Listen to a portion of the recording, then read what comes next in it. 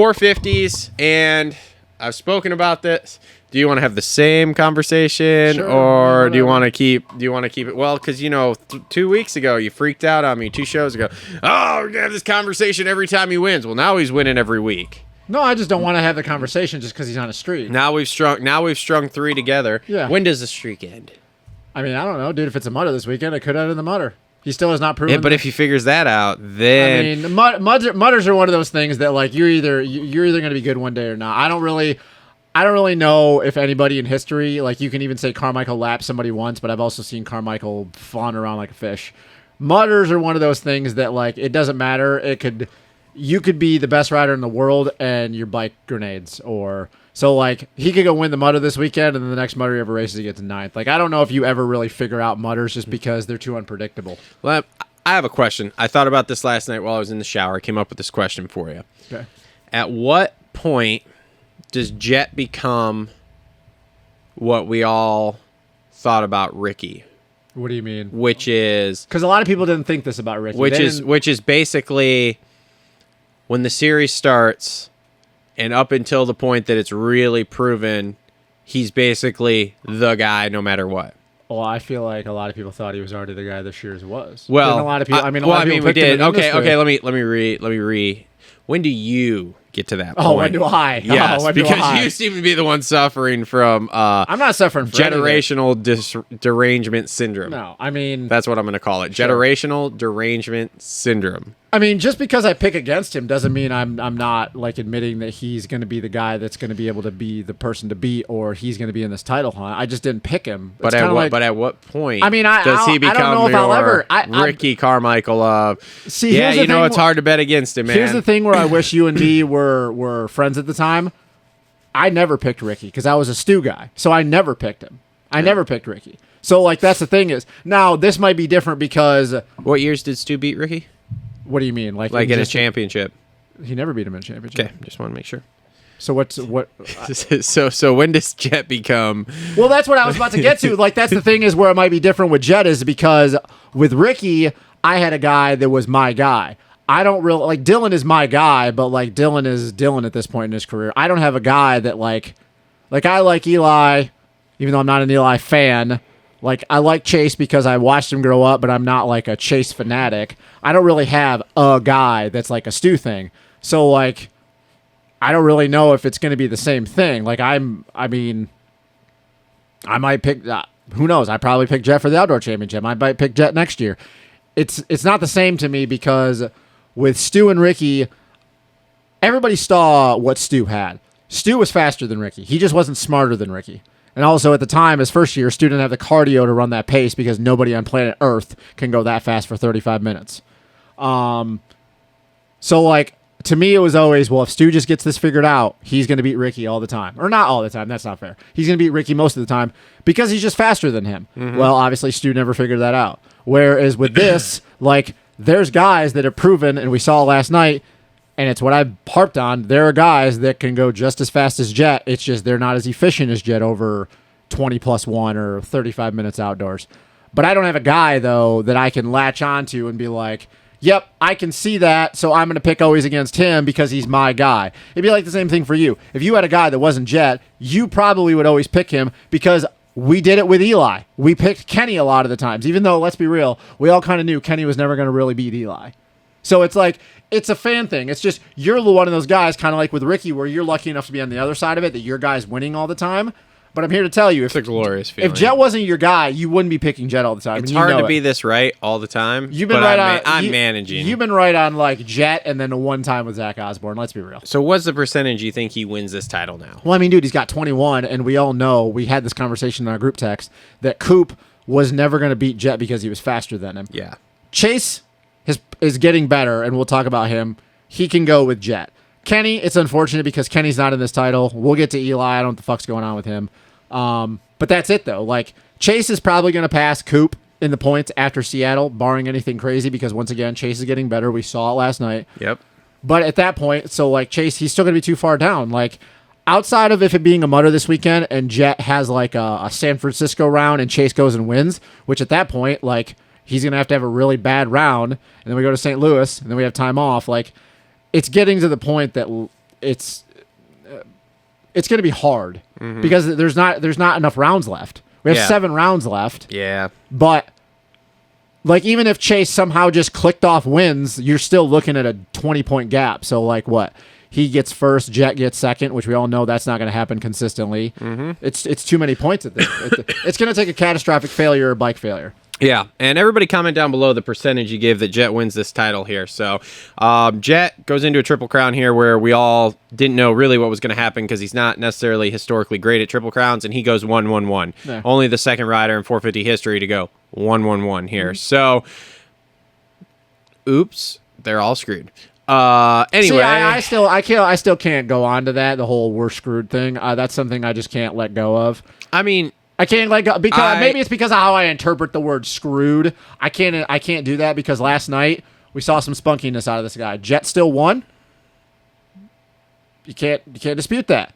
But it's kind of like what I say is we just see these guys getting better, and all it takes is one little slip up. And one guy can win. Now, if Jett would have went in and he did what he did and he just walked away by 10 seconds every round. But this is where I think you get a little confused on my point because I'm not necessarily saying that Jett will win every race forever in perpetuity until he decides to quit, okay? Because we saw with Ricky. Even Ricky didn't do that. But my point is, when I say screwed, is like before the series starts, we know who's winning, barring an absolute catastrophe, which is one of those things much like with well, I guess not even so much like Ricky because Ricky had some gnarly get-offs. But he still won all of his championships. Yeah, but where it's like Jett, we haven't really seen the gnarly ones. So if Jett doesn't have like gnarly ones like Carmichael did and is as dominant as Carmichael was, like, man, this is going to be a long time for us as far as predicting who wins the series of just like, yep, it's Jett. So maybe like we talked about in the hotel, anything can happen. You know, you start getting to a certain point, you start making enough money, you start winning a lot of races. Your mental state goes different places for different people. You know, like I told you, I said yesterday before we were heading in to the stadium. You know, Jett might get to 22 years old. He's got all this money in the bank, and he's won a lot of championships already by then. And maybe he just stops training a little bit. And that's the thing is like even with Ricky, and that was what Ricky knew. Ricky could not be lackadaisical because he knew that Stu didn't have the mental side figured out, but he had the speed side figured out. So if he was lackadaisical, Stu was going to beat him. That's the thing. Is Jett, once again, like Ricky, he's faster than these guys over the long period, but all these guys can go with him in short sprints. They're just not as efficient as he is, which also comes into his riding style. So any moment that he isn't on his level of training that he's doing now, he's not going to win, just like Ricky was never going to win if he wasn't on it. So like I said, we could get to 22, but we don't know. Or he could just continue to win. Like, that's the thing is, that's why for me, I never... You can pick someone as the guy every year, but and we think we know because especially history, but we don't really know because we're in a sport where you're off a little, and that's the difference. We don't have a bunch of other guys like in stick and ball sports that we have to fall back on. So if Jett's off a little, he's not going to win. If Ricky was off a little, Stu was going to win all the time. McGrath was probably the only one in history just because his talent level was so much higher than everybody else's. You mean like what we're seeing now? I don't think Jett is the things he can do on a dirt bike, but I wouldn't say that he's like 10,000 times more talented than Chase Sexton. Because I would say that I would pick Chase as having better overall technique, but not on bike skills. Did you watch last summer? That doesn't matter. We literally all watched last summer and went, man, we really thought Chase was smooth until we put him next to Jett, and then we went. I'm not talking about the smooth because the smooth is also a lot of natural talent. Okay. Sometimes your talent or your technique doesn't always pull you out of situations. Your talent does. Same thing with Stu. Stu had really shitty technique for a long time, but he was more naturally talented than everybody. You look at Jett and you look at Chase on the way you actually position your body. I'm going to want Chase's the way he pushes through his legs, but Jett has more natural talent than him. A lot of the things Jett does, especially with crashes, you really think that it's his technique. You're going to get slayed by the technique people in the comments. Because cool, because I'll have a great conversation on why that shit works. Because you are saying the exact opposite of what everybody else is saying. Everybody else is saying that Jett, they're not saying necessarily that Chase has bad technique, but they're just saying that Jett's technique is just fantastic. So, but do you for also you to sit here and say that Can I ask you a question then on that? Sure. Okay. All right. So Hunter and Jett, right? Yeah. They ride the bike a lot the same way. Yep. Does Hunter go as fast as Jett? No. Why do you think that is? Jett has more talent than Hunter. That is also correct. Quite proven. Okay. A lot of it comes down to natural talent. Stu had really, really bad technique for a long time. Yeah. And he set his bikes up really, really shitty. But why do you think he could pull himself out? Strapping 2x4s to your forks will do that. Why do you think he could pull himself out of a lot of situations? Because he was more naturally talented. Yes. Ricky was stronger than everybody else. RV, the only person in history probably that because he rode the bike the right way, had it all in the package. You look same thing at Dunge.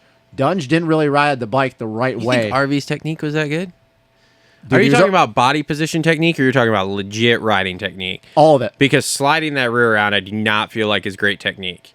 The way he rode it, because he rode with his legs, yes, it worked. Watch him in the 250 days. Well, it worked, but when you go to, is that the perfect technique for riding? I don't believe that at all. No, well, we can have like that there's debate. no like we there's no way you'll convince me that being that loose is a technique. Like it's a technique, but it's not the proper technique. Did you ever watch him? How would you take that technique and translate that to a kid and be like, this is how you should ride, is you should just slide the rear end all over the place, because there's only a handful of people that would be able to do it. RV didn't slide the rear end all over the place. RV was always letting that back end plant and then moving his hips around as the turn flowed through. Or if you ever watched him, he would never get... His back end would never step out too far away from where his front end was. But it was sliding. But because he was using his hips to slide the back end. If he would have been using his front end to let the back end drift, then yes. But you're always keeping that back end straight and center with the front end.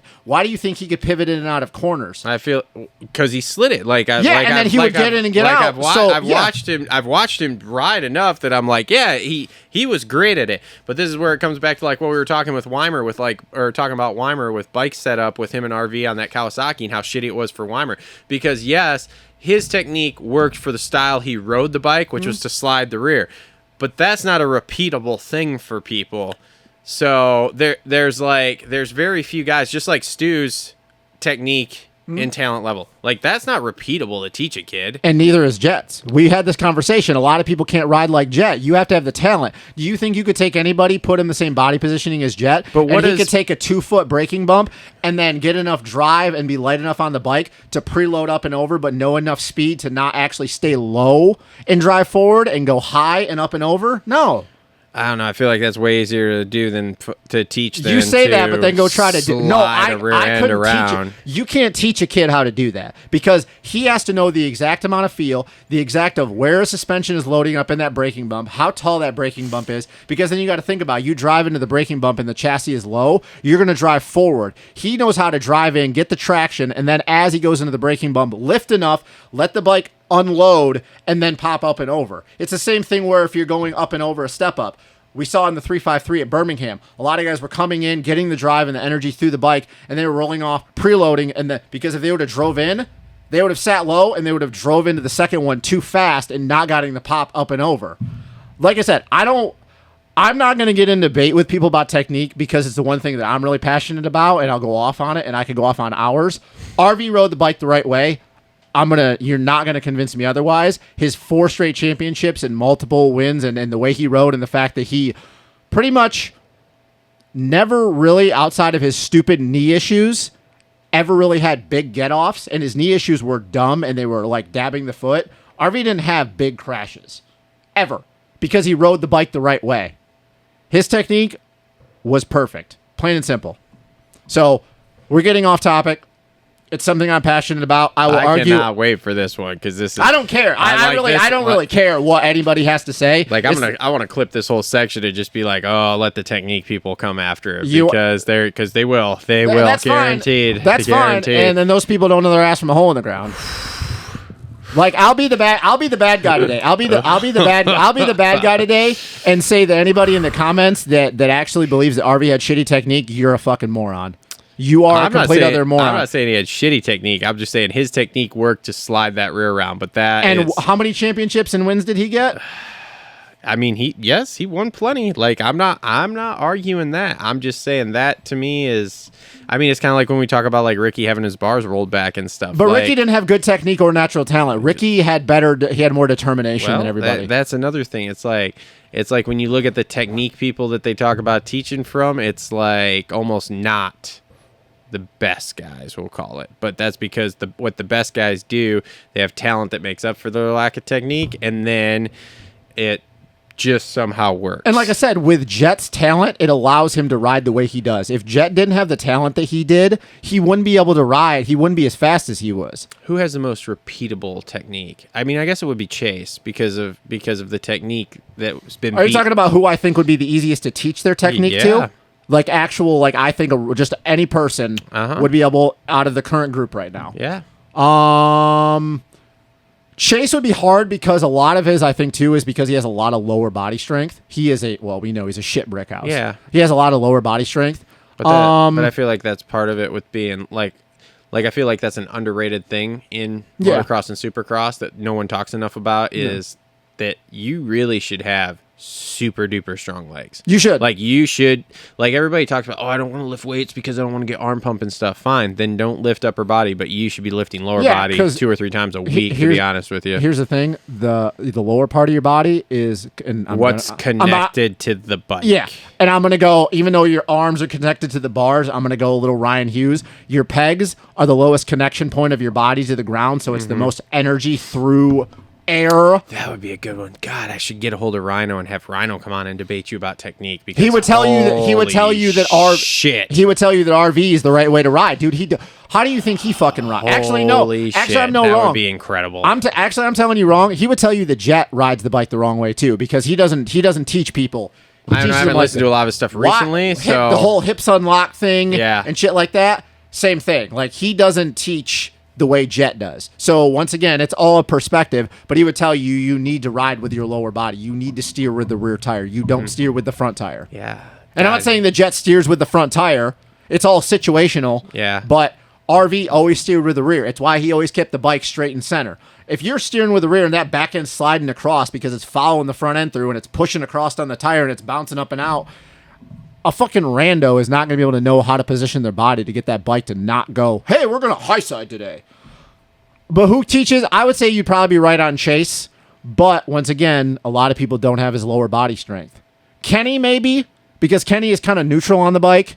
He rides on the ball of his feet, but he switches up from the balls of his feet to his neutral on his foot. But I feel like Kenny and Jet ride similar. But Kenny's not high in his chest, though. Kenny's really low and centered to the ground. So I would say that that's a little bit easier, because a lot of people, if you're high, you're going to lose the control through your body to the front end. You feel like you're not going to be able to grip as strong. Yeah. But once again, though, Jet's like, he's a young kid. He's strong. So, no, I would debate anybody that RV rode the correct way. It's just, it fit for him just like Jet.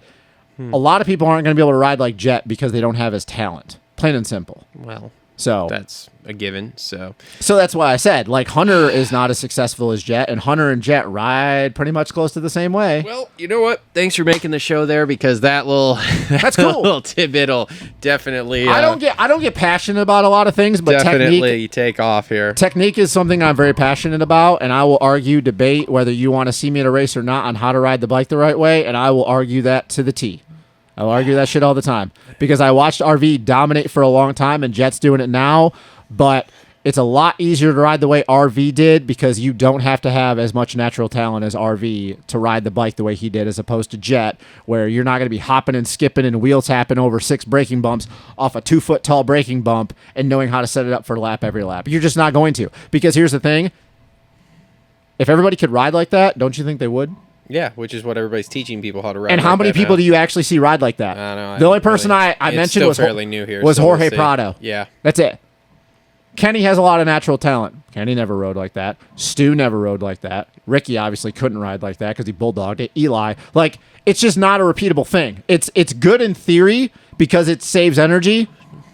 But I'm here to tell you, it's not going to be something that you're going to see everybody do. It's just not, because it's simpler to just bang through shit. Well, the Moto Academy is teaching people how to ride like that, so. Yeah. Well, anyway, so Kenny goes 2-2-3 for second. at least he kept it interesting last night. Gave us something to talk about. So good, he was spunky. Good battle. Yeah, he was spunky. Yeah, I mean he had jet speed. It's just one of those tracks, man. Like once you blew the rhythm or you got cross-rutted, like you weren't going to make up the time. And Jet, like let's not act like Jet was perfect last night. Like nobody was. Everybody had made a lot of mistakes, and that was super soft. It was super deep. Yep. So super grippy, grabbing the edge of the tires, like going one way. It was one of those things that, unfortunately for Kenny, and what do you want to say? Unfortunate for Kenny, and fortunate for Jet. Every time Kenny was ahead of Jet and Jet made a pass, and then Kenny made a mistake, Jet was perfect through a rhythm. Yeah. And then Kenny made a push and he closed back up a couple times. Which was Jet making mistakes too, because I was watching for a couple of those laps, and on that far side rhythm section that was the whole you never hit that stadium, clean. No, it was like Jet would screw that up like 2 laps in a row. Kenny would start to get close, and then he'd hit it like 2 laps in a row and stretch it back out. And I'm like, oh, okay. Yeah, it was just one of the things, man. Like Jet would make a mistake, Kenny would make a mistake, Jet would close and then pass him. And then Kenny would make a mistake. Jet would lengthen back out. Jet would make a mistake. Kenny would hit it perfect, close back up. So it was like a yo-yo effect. Yeah. Like you literally were going to have to be perfect. And it was just, and this is an obvious statement, who was more perfect consistently. But the problem is it seemed like to be perfect consistently came down to, could you hit the line 3 laps in a row? And that was the thing is Jet could do it 2 out of 3 laps. Kenny could do it like 1.5 out of 3 laps. Yeah. So it was one of those things, man, like, I feel like Kenny had all of Jet's speed last night. It was just Jet was more efficient, and that's what Jet just does. He's more efficient. Yep. It was one of those weird nights where you're like, yeah, all 3 dudes were pretty much the same speed. It just came down to who literally made one less fucking mistake, and Jet just happened to make one less mistake In every single race. Yeah, and that's what you got to do to win. Yep. Like that's not taking anything away from Jet. Like that's what makes Jet Jet. Yep. And and speaking of Chase goes 3-3-2 for third. And do you believe that if he would have got both starts in the first 2 mains, that it would have Kenny probably wouldn't have got second? Because I feel like Chase was more fast. than likely. I feel like Chase was faster. He was the faster guy of those 2 last night. I want to see the lap times because I really want to see how close Yeah. Chase was. I don't need to know him now, but Yeah. Chase was good though. He's getting back. He's getting back to. I don't think he's there yet, and he's even said he said like what A- maybe. Yeah. I feel like we get to these next couple rounds, and maybe even the break. I feel like the last 5 could be him and Jet, kind of like last summer, just walking away from everyone. Could be. So, Ando goes 5-6-5 for fourth. Apparently, just yelling at people, bitching and moaning. I mean, here's the thing: is like we watched the battle up front last night, and we were kind of looking through the rest of the field, but there wasn't a whole lot going on. Ando's just not good in the soft stuff. Yeah. I mean, we talked about this for years. Yep. Webb goes 8-5-4 for fifth. Probably would have had a second or third of the first main. Yeah, if he hadn't crashed with Cade there, which was just a racing thing. There wasn't anything wrong. It was just Cade got a little cattywampus through one of the ruts in the jump, and yeah, it was just a thing. But he made some moves last night too in a couple of those, and we were like, oop, he might be starting to come, and then he didn't. So he's starting to come. Did it too? Don't do it. I'm gonna come. Yeah, I don't know, man. That track was brutal. Everybody, we've heard it all day. Not the greatest place to do a Triple Crown, and we were even asking ourselves, why the hell is this a Triple Crown? Yep. I feel like there was a lot of good racing through the pack, but it was just one of those things, man. Like you're all about the racing, no matter what position it's for, as long as dudes are not just single file. Dude, at one point, I think it was maybe the first one, there was like AP, Tomac, Barsha, Stu, Justin Cooper, Hunter Lawrence, and Webb were all on the same rhythm section. Yeah, and I was like, holy shit. Yeah, it's just one of those things where it's like, you want the racing to be good, but you also don't want, it's part of it, but you don't want the track to be the main story and the reason why that these guys aren't feeling comfortable. Like if they're going to come in and they got a bike issue, or they're just not feeling it that week, training was a little bit over, it was too much and their body's not recovering, that's one thing. But like something you can control as far as like the track and where you're doing a Triple Crown. I think a lot of these guys are just like, man, can we just have a normal round? Yeah. So AP gets 6th with a 6.49. As we kind of heard, he was a little more banged up from that Daytona crash than he originally let on. Surprise, surprise. But Okay. He was crowd favorite last night for sure. I think he always is. They were real loud for him. Tomac goes 4.710 for 7th. This is welcome to Eli Tomac's new world. Which is so weird, man, because he was so fast all day in practice. Mm-hmm. So fast all day in practice. Yep. And then it's like, I don't know why he can't translate that to a race. Shit start and just can't move forward. Welcome to Eli Tomac 2019, as you've been saying. Yeah. Justin Barsha goes 7.96 for 8th. Just kind of there. I mean, good for him. Like, I feel like he's improving. Does not have the Showa internals, I ask. Okay, well. Doesn't. At least I feel like he's improving. I feel like he's getting a little better. Person even double-checked for me, said nope. Stu goes 9.88 for 9th. This is just where Stu's at this point. Stu's career right now. Justin Cooper, 11.7. He was for 10th. He was underwhelming to me. I feel like he should have been better. He was still fast in qualifying. Oh, God. Like, that dude can throw down a heater. I am super excited for him in outdoors. Yep. Hunter Lawrence came back from an injury earlier than anticipated. And Dan Truman kind of dropped that nug on the Moto 60 show. Yeah, and goes 10-10-12 for 11th and was real pumped about Jett winning. Here. Didn't you see when Jett lapped him in that last one? He was going by on the far end where it was like that on, off or whatever. Okay. When Jett passed him, he was like... Here's my question to Hunter, because I feel like we're going to run down the rest of this list and we're not going to have too much to talk about. We don't have much to talk about at all. So let's like talk about Hunter for a second before we get over the 450s. So he came back. I'm happy he's back. Yep. Like, it would have been a bummer not to have him, because I feel like he's older, but rookie in the 450 class. Any time off you have away from racing derails your trajectory right away, in my opinion. I'm not saying it's right or wrong. Especially with the way J. Coop season's going, other than last night. We know of Hunter's other issues. I'm trying to think of the way to phrase this question. It's not like a panic thing. I don't believe the rest of Supercross is going to be great. Do you agree with that? That's not my question. Do you agree with that? So, like, if he can just be there, be healthy, make it through top 10. Healthy. Okay. Make it through the rest of the season without having another injury. Yes, injury-free. Because we know with his other issues, he's still going to be having. Okay. So we know it's going to be a struggle bus. So let's just kind of, and I'm going to be that guy, let's look to the future of outdoors.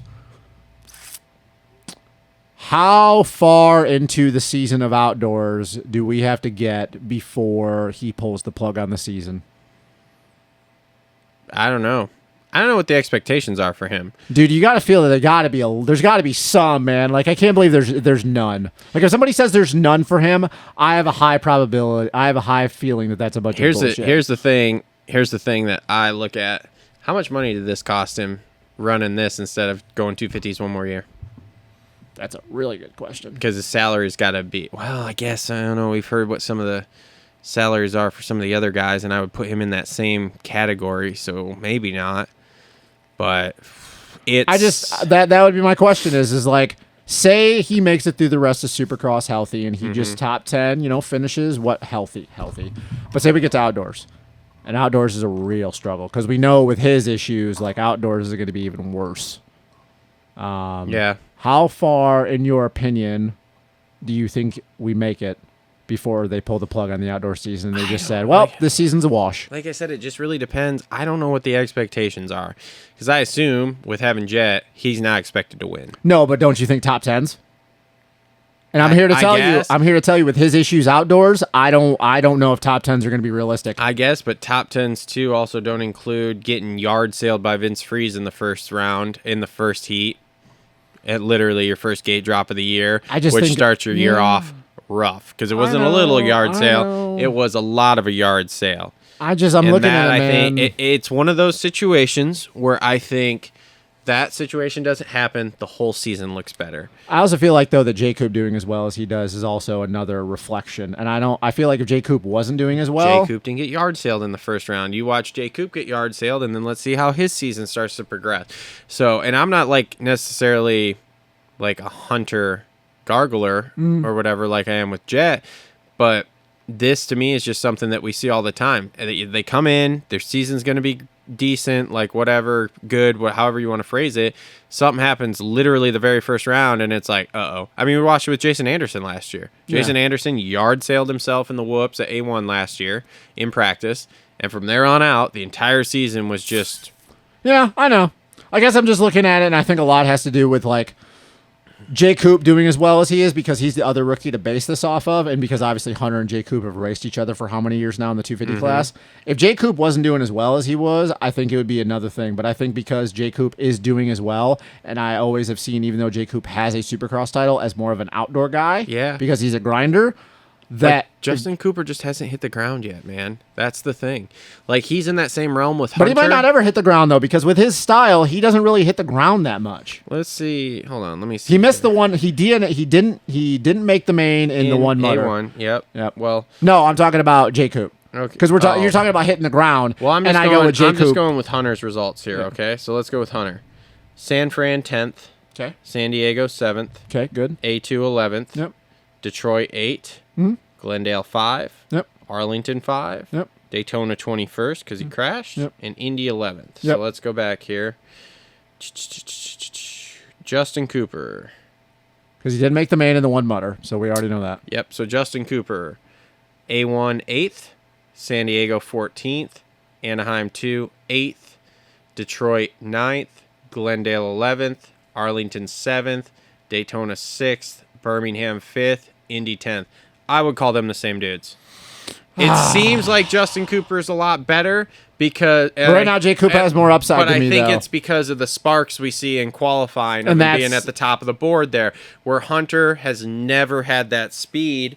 But again, too, you don't get paid for qualifying results. Well, maybe he does. I think Jay Coop. You don't get paid for qualifying results. You get paid for your main finishes. And you look at the two of them, I think the reason they're the same person essentially. I think the reason why I look at that, though, you bring that up about the spark in qualifying, because I think it's the what if. If Jay Coop gets a start, I think he can run on the box. With Hunter, I don't think it would matter if he gets a start. I think he gets dropped. Yeah, I mean, I'm not taking it away from Hunter. I still like Hunter, and I want to see him do well. I'm just looking at it as we know that he's dealing with some other shit that is out of his control, and the Nationals aren't going to be any better for him, and if his season is not going the way he wants it to, when do you think that they pull the plug and just go, hey, we're just going to recover, and we're going to call this season a wash because some shit happened that we can control? If it continues at the rate it is right now, I don't think they do. Right. Because, like I said, it's kind of the thing, and I was in the same boat with you of like, man, it seems like Jay Coop's just crushing compared to him.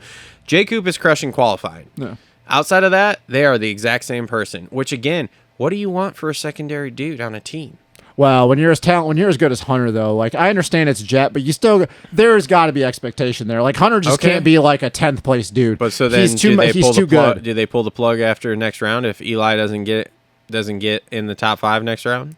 No, because this is Eli Tomac and they're not the same person. That's what I'm saying. Is like, I mean, you go down the list of the teams. Who else has a secondary guy that's even close to Hunter? Well, to the top guy. Oh. To the top guy. Because Hunter's the secondary dude. Yeah, of course. So you've got Jet, who's winning. Okay, great. Jet's doing what he's supposed to do. What's Hunter supposed to be doing? Man, I really feel like there was a lot of talk that the expectation was he needed to be top 5. I think if he's in the top 10, which is basically where we're dabbling here, because let's see, what's it say he is in points? He's 12th, okay? Yeah. So, and I'm not saying he's not had a good season. I don't want anybody to think I'm not saying that. I think this is completely acceptable. But I'm only asking this because we know he's dealing with other stuff. Yeah. If he wasn't dealing with the other stuff, I'd just say keep going. But because they can have something to hang it on, I don't know. I don't think they do, because I think his job, and he's probably very aware of it too, part of it is to do a certain amount of testing and shit. I also don't think though he can just get 10th for the rest of his contract with Honda though. There's no way you can. I get it. Jet doing what Jet is doing makes it easier, but you can't convince me though that as talented and as accomplished as Hunter is, that they're okay with him just being a 10th place guy. But this goes back to the same thing that we talk about all the time. We're like, yeah, you should get rid of that dude because he's not. I don't mean get rid of him. But this is what I'm saying. But you should get rid of that dude. Yeah. Okay. Who are you going to hire that's going to do better? Well, I wouldn't get rid of him. I'm just talking about pulling the plug on the season because he's got other issues going on and let his body rest. But then you have less bikes out on the track. Do you really think it matters if Jet's winning? I don't know. I don't really think. I don't I know. guess we're going down a different road, and we're going down. There's a lot of angles to this. I'm just looking at the angle is because Hunter is dealing with shit that is out of his control. And I'm not saying if it's a struggle bus, I'm not saying get rid of him. Hunter, obviously, you're not going to get rid of Hunter. I just look at it and go that if he just continues to get 10th, though, and you have a reasoning that is staring you in the face, that you can pull the plug on the season and just say, Hunter, go get healthy, bud. Go get healthy. Go get your shit figured out. But just continues to get 10th. Is it really worth it? Mm-hmm. Especially... Let's be real. We saw this issue in the 250 class that one year, and there were times where he wasn't even a 10th best guy. Mm-hmm. So I guess I'm just more looking out for, is it worth him to have him out on the track, struggling his ass off? And I don't know if he's struggling. I'm just assuming. But if it is, I'd be shocked if he's not. Is it worth putting him through that? Yeah, I mean, to go get 10th. It won't surprise me if they do that. Do. But... I don't know that they do. Yeah. I'm not saying they're going to. Because I don't know, even if he's healthy. I mean... Dude, come on. Like, you really think he's 10th if he's healthy? Okay, I mean, you run down the line of who beat him from last night. Because last night he was 11th. So, Jett, Chase, Kenny. Yep, okay. Is he beating any of those three on a normal night? Nope. Ando, Webb, AP. He should be beating AP. I believe that. I really do. AP's got 2 wins. And Hunter, if AP has 2 wins, Hunter is capable of getting 2 wins. Okay. Webb, no. Okay. But outdoors, obviously, yes. Well, yeah. Ando, I feel like Hunter can beat Ando outdoors. So what I'm talking about is the whole season as totality. Okay. So that's 2 people I picked out. So Webb, no. Tomac, Barsha, Stu. Barsha, he should be beating. He should be beating Stu. More than likely. Yep. And a normal Tomac, not a chance in hell. But this is not normal Tomac, so no, because it's still Eli. But he should be beating Barsha and Stu. Like, come on, man. I mean, I can't disagree with you there, but I just feel like feel like when you run down the list of names here and you go, okay, so realistically, you're like 6th, 7th place is like top of the board. Which again, he's got 2 top 5s, a 6th place out of 10 rounds. So 30% of the rounds he's hitting in that area. He gets torpedoed in, so like that obviously fucks everything up and starts the whole season off terribly. And then you've got mutters and shit thrown in there. I mean, there is just a whole bunch of factors outside of that it's like that on top of realistically we can say yes, he should beat all these guys, but all these guys were at least at one point on that same level, which means at any given night they can pop something off. So it's like, I'm not saying you're wrong. I guess it's just... It's a tough one because you see him come in and he's the new fresh blood and you think, oh, he should come in. And he got 2 straight titles. Yes, he should come in and be, whatever. Yeah. He's got 2 straight titles in the 250 class. These guys are seasoned grizzly veterans here. So it's like, it seems bad, but is it? Yeah. It's probably right where Honda... Because again, too, I go back to who else you going to hire that you're going to do something like this? No, you're not. You're going to bring Kenny back. You're going to hire Chase back away from KTM. You're going to bring Webb in. Like, none of that's going to happen. So, like, realistically, you've got 4 or 5 dudes that should be smoking him. Yeah. That it's like none of those dudes are coming. On top of, he's probably not beating his brother most of the time. So you're already, like, looking at 5th, 6th place at best. Yeah. But it's better. But that's better than 10th, though. It is. I'm not saying you're wrong. I'm not saying I disagree with you because there's, like you said, there's all angles. This isn't really an argument. This is just a discussion here of like, look, I see your points, and I see my your points. Yep, I see your point. But like, if we start to, because we're men, if we start to logically look at this, then it's kind of like, well, it's this is the bottom of where he should be. Now, if you have Shane starts beating him, Colt starts beating him, AC starts beating him, those kind of people, then yeah, we got to have another conversation. Yeah. But right now, if he's, I would say 11th on up, okay, cool. It's another one. Starts okay, whatever. So anyway, all right. So Shane Sins, aka Shane McElrath. McElrath. I started saying that weird. Mac and Chase. 12th. I mean, that's good, 13, I guess, right? 13, 12, 11. He started up front that one race because you even pointed that out. You were like, oh, Shane's up front. But I think that's good for where he is. I don't think. I mean, dude, let's be real. I don't expect him to be anyone that's in front of him. Hep's probably pretty happy with that. Like if Kenny's doing Kenny things and your next best guy is like right on the cusp of 10th. Yep, they're probably pretty happy. Yep. Chiz 14, 13, 14 for 13. There you go. Your next guy, like same thing. Like you're hovering around that 10 to 12, 9 to 13 range. Like, dude, all three of your dudes are in the top 15. Hep's probably pretty happy with that. Yep. So I don't think Dustin Pipes is pissed off about that at all. No. Colt Nichols 14th with a 16, 14, 13. I love Nichols, but Nichols is never going to be the same ever again. Nope. He's got too many lingering issues, which is a real and bummer. that beta's not that good. Nope, So there's all sorts of things going on. AC goes 12, 20, 15 for 15th. Not a great track for him. It's a nice farewell tour going on here. Yeah, when Prado comes over. Mitchell Harrison. Yeah. 17, 16, 16 Let's for 16. see if he remembers those DMs from you. I'm going to DM him later today. Cade Clayson, 15, 17, 17 for 17th. Derek Drake, 21, 15, 19 for 18th. Good to see him back because he was out last week, right? That's why Bordeaux Road. Okay. Yep. Devin Simonson, which is hilarious because you see his picture here. It's just hair. Devin Simonson goes 18, 19, 20th for 19th. Good for getting in the main. Justin Starling gets in the main, goes 19, 18, 21 for 20th. Freddie Noren. Or Fred. Goes 20, 21, 18 for 21st. And Benny Bloss. DNS, broken collarbone supposedly for 22nd.